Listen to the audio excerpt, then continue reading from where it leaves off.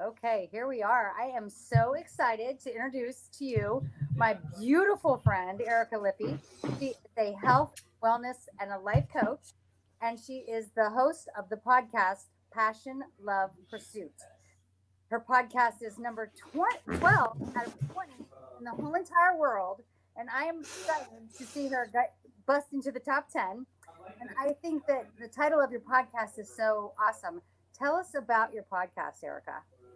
Thank you, Lori, for the welcome. Thank you for having me. This is such an honor, and it's great to connect with you face to face, virtually.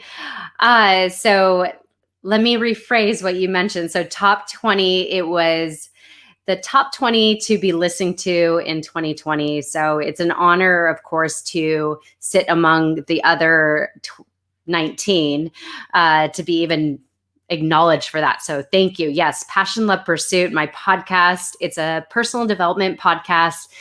And really where it stemmed from. So just to kind of give you a little background, my own personal journey is what led me into developing this podcast, because I was really seeking my own personal evolution, and I wanted to continue to improve myself and just become the best version of myself. So I started listening to tons of podcasts every day. The ones I listened to at the time was Lewis Howes and Lori Harder, Earn Your Happy. And I just was so inspired by the conversations, and I was really lit up by them. That was a staple. Every single morning I had to listen to a personal development podcast, and I was just inspired by it. So in my own personal journey, the more I got connected to myself, the more I learned, to get rid of my limiting beliefs and everything of that nature.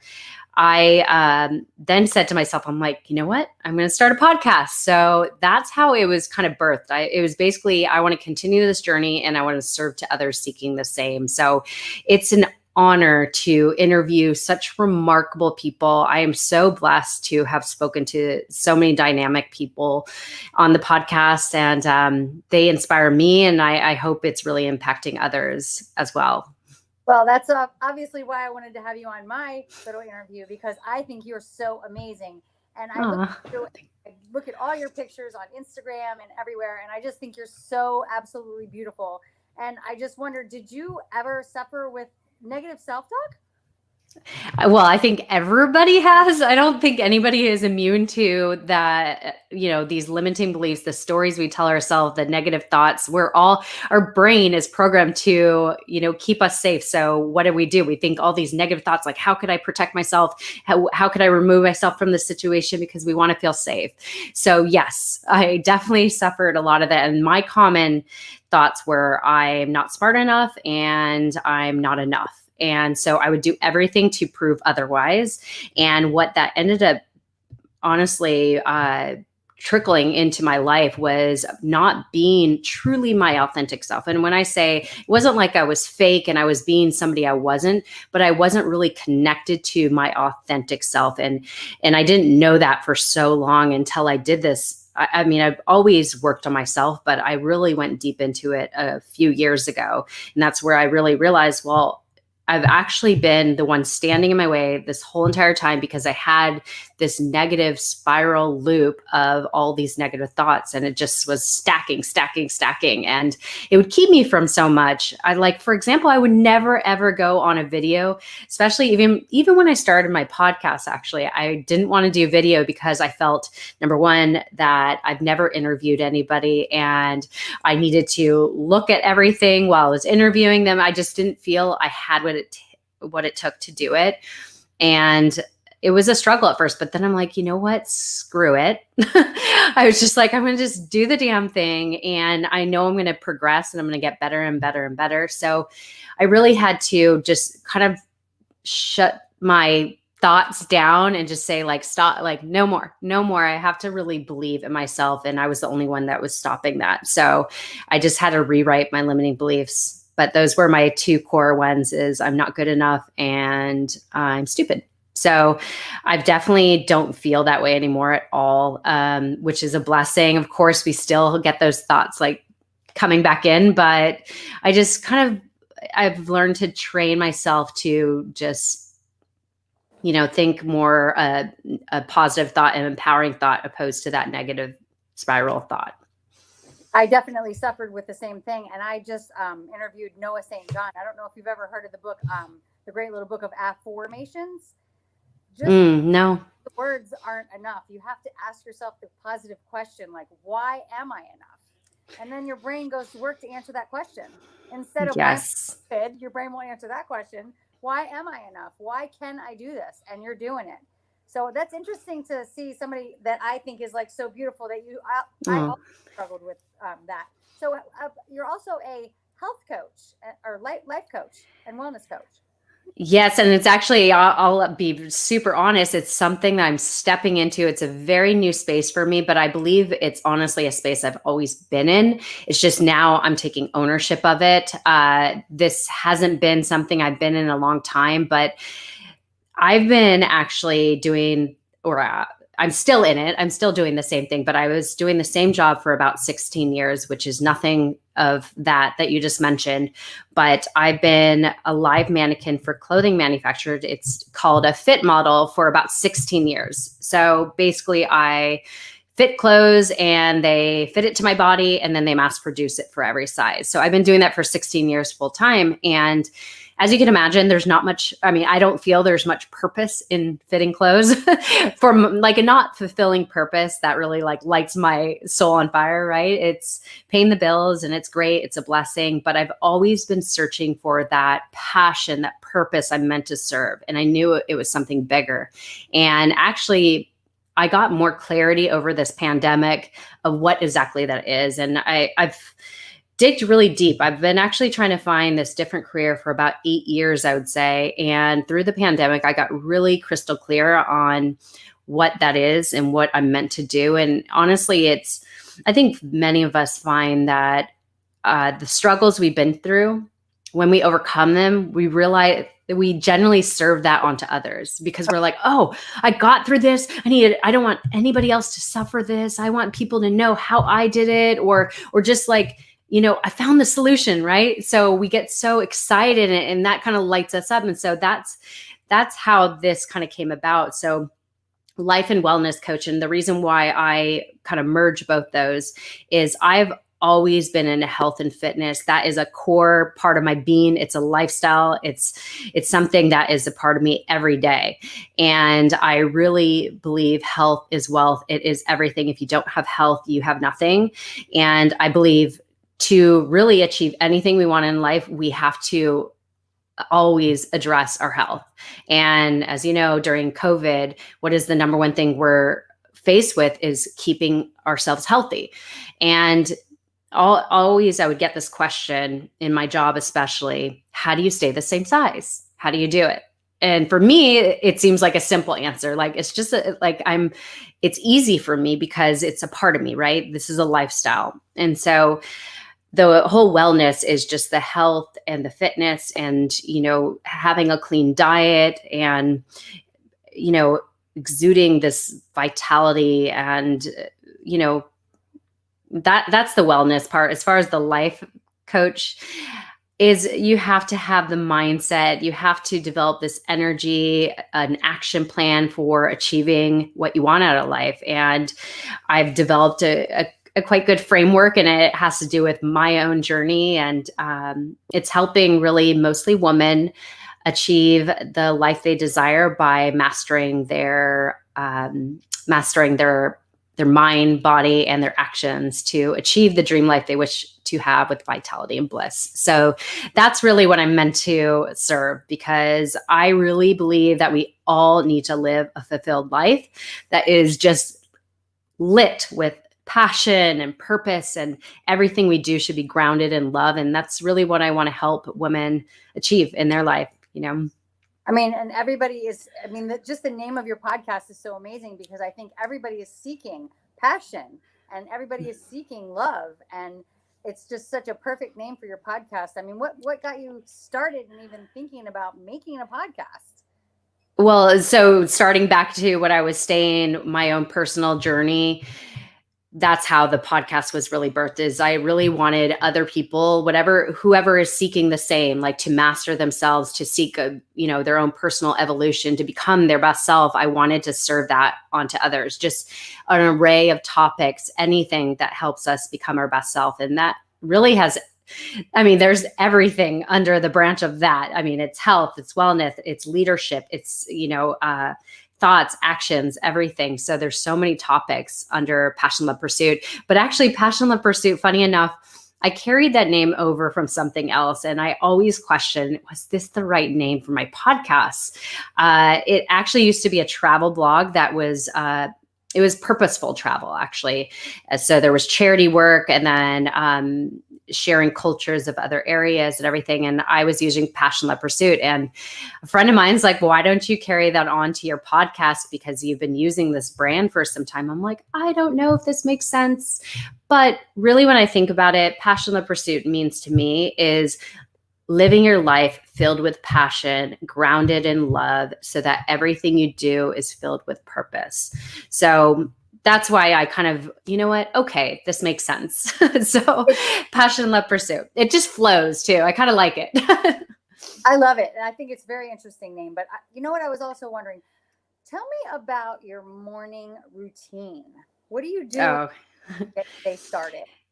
So it's ever evolving. And I always want to add more to it, because I strongly, strongly believe all of us need a morning routine. I think it's the best thing you could do for yourself. And I was actually just editing a podcast this morning, and I was we were jamming on this, the morning routine. I speak about it so often because it is literally the best way to give yourself self-care in the morning. We all need, it is not selfish to focus on yourself and take that time to do a little self-care. And your morning routine, I believe, is the best way to give yourself self-care. So my morning routine, again, ever evolving, but definitely over COVID, this pandemic, I cherish it so much that I've adjusted my schedule that nothing I do is before 10 a.m. because I'm like, I need all this time. So even though I wake up so early, I wake up about 5:30, but I never like to rush my morning. So I drink warm lemon water in the morning. That's first thing I do. And then I actually just started doing, about 2 months ago, I started doing posture correction exercises with Egoscue. If you don't know what Egoscue is, I highly recommend you check it out. I think posture, every time I'm even sitting, I always correct my posture, but I think posture is everything. If you have any pain in your body, when you correct your posture, you will alleviate that pain. And then also it speaks for itself, confidence, it makes you feel better when you stand up straight. So I do these posture exercises, and that takes about 20 minutes. And then from there, I'll drink my celery juice. I've been doing it for about a year and a half. Every morning I drink celery juice. It's helped me with my gut. It's helped me with my skin. I have scalp psoriasis, so that helps.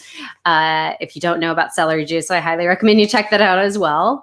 And then what do I do from there? And then I will have my morning coffee, usually before I work out, because it just helps me get going.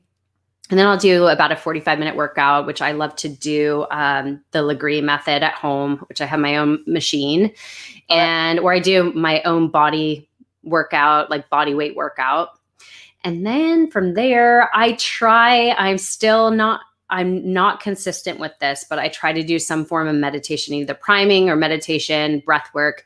Again, that's one thing that I struggle so much. I don't know if any of you struggle with a meditation practice, because it is the best thing and we feel good after we do it, but I don't know why. For me, it's so hard to keep that routine, and I'm promising myself for the new year, and I know I should just promise myself starting now, but I'm promising myself for the new year, it will be a consistent practice. And then what else do? I do cold shower. I do about a 3-minute cold shower. And then I'm trying to think what else I do. That's the majority of my morning routine. I just feel you need to do something for your mind, body, and spirit in the morning. And most importantly, move first thing in the morning. I can't stress that enough. Anybody that's trying to develop a workout routine, if you move first thing in the morning, you are going to get it done. And you're like, check, I got that off. And then, it helps you be more energized the rest of the day. And so that's so important. Oh, I totally agree. I start my exercise in the morning as well. I have a couple of friends that may be able to help you with that meditation. I won't say who online, but if they're watching, they know exactly who I'm talking about.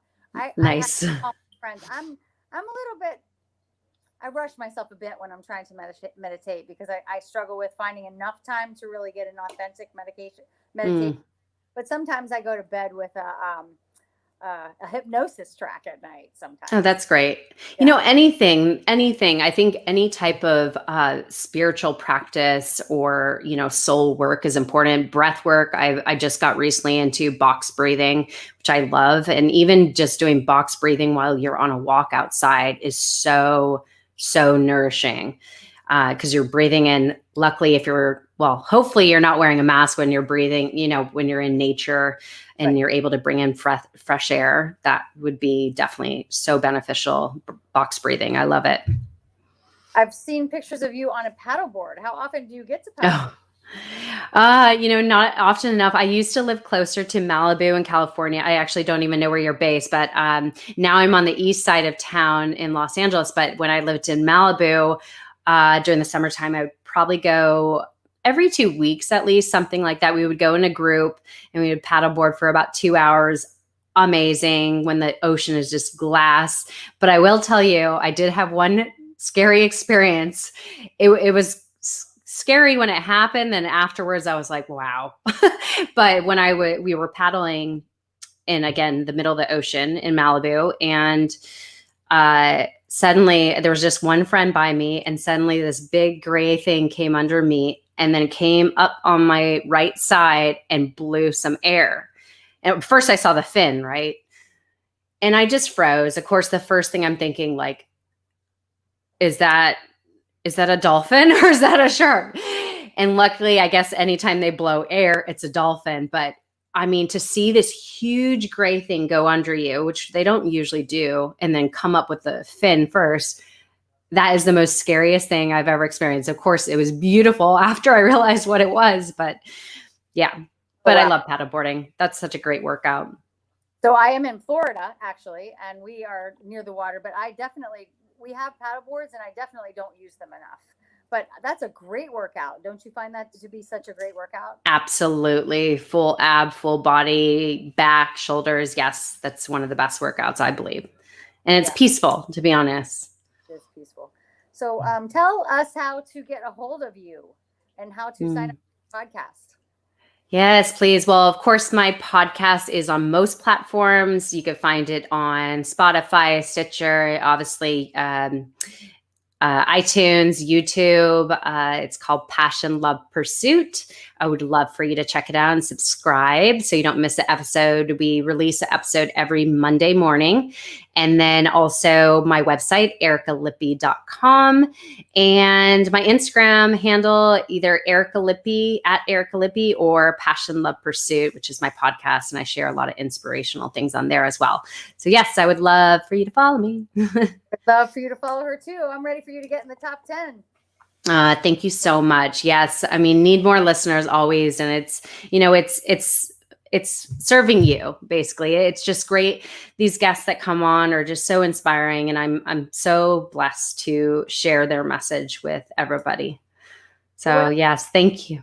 When I listen to your podcast, is you always have like the health guy or the happy person, or it's always going to be enlightening. If you the best of the best. It really is. Then you get to look at this beautiful face. So you're so sweet. Right there. So thank you so much, Lori. You're such an angel. I love you so much. You're awesome. Yeah. Follow Erica. Thank you so much, Lori. What a blessing. Appreciate you. So much. You too. All right. Bye-bye. Bye.